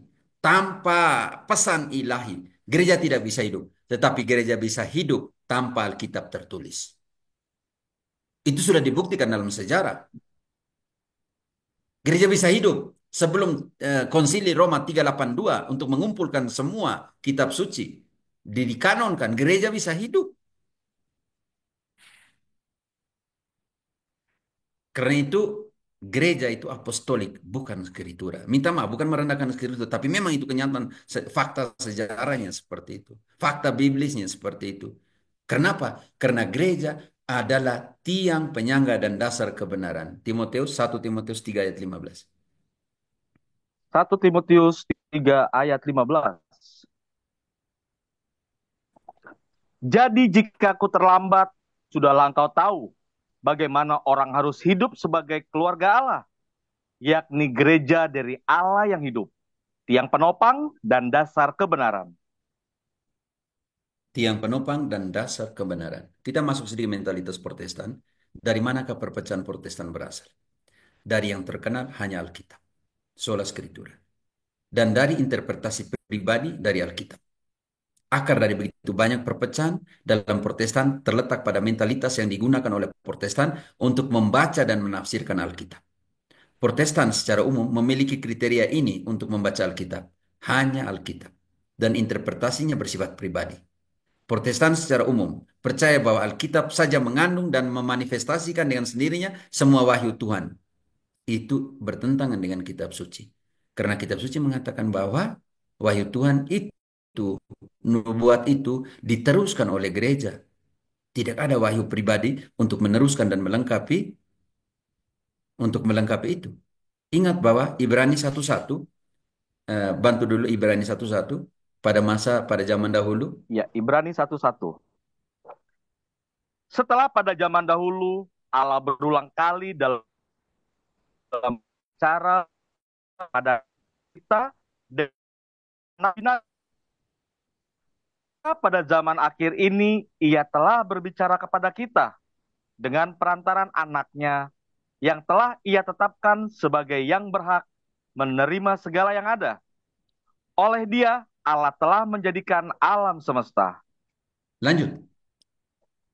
Ia adalah cahaya kemuliaan Allah dan gambar wujud Allah, dan menopang segala yang ada dengan firman-Nya yang penuh kekuasaan. Dan setelah ia selesai mengadakan penyucian dosa, ia duduk di sebelah kanan yang maha besar, di tempat yang tinggi, jauh lebih tinggi daripada malaikat-malaikat, sama seperti nama yang dikaruniakan kepadanya jauh lebih indah Jauh lebih baik. daripada nama mereka. Oke, Yesus adalah kepenuhan, Deo. Dalam Iya, ayat Roh. ini, Yesus adalah kepenuhan dari seluruh misi itu. Iya, cahaya kemuliaan Allah dan gambar wujud Allah. Sekarang, kepenuhan Yesus itu apa? Sekarang kita harus tahu kalau Yesus adalah kepenuhan dari misteri Allah yang menjadi manusia untuk keselamatan kita. Sekarang kita harus tahu kalau begitu kepenuhan Yesus itu apa? Siapa yang menjadi kepenuhan Yesus? Saat Efesus 1 ayat 22-23. Dan segala sesuatu telah diletakkannya di bawah kaki Kristus. Dan dia telah diberikannya kepada gereja sebagai kepala dari segala yang ada. Gereja yang adalah tubuhnya, yaitu kepenuhan dia yang memenuhi semua dan segala sesuatu. Gereja adalah kepenuhan dari siapa? Dari dia, dari Yesus Kristus. Dari Kristus. Kalau ini adalah kepenuhan dari Kristus, bagaimana kita tidak ikut? Karena itu saudara-saudariku, Protestan bingung sendiri. Gereja mana yang menjadi kepenuhan dari Kristus dari 60.000 denominasi ini? Nanti sebentar Pak Tes nanti dia pengalamannya tadi malam itu sangat menarik. Bertahan sampai hampir jam 2 dengan dengan Pak Tesa, Ibu Madonna, Sofi dengan 3 orang saja yang memberikan kesaksian hidup. Lihat ini saudara-saudariku. Gereja, Yesus adalah kepenuhan dari seluruh misteri Allah itu yang telah kita baca tadi dalam Ibrani.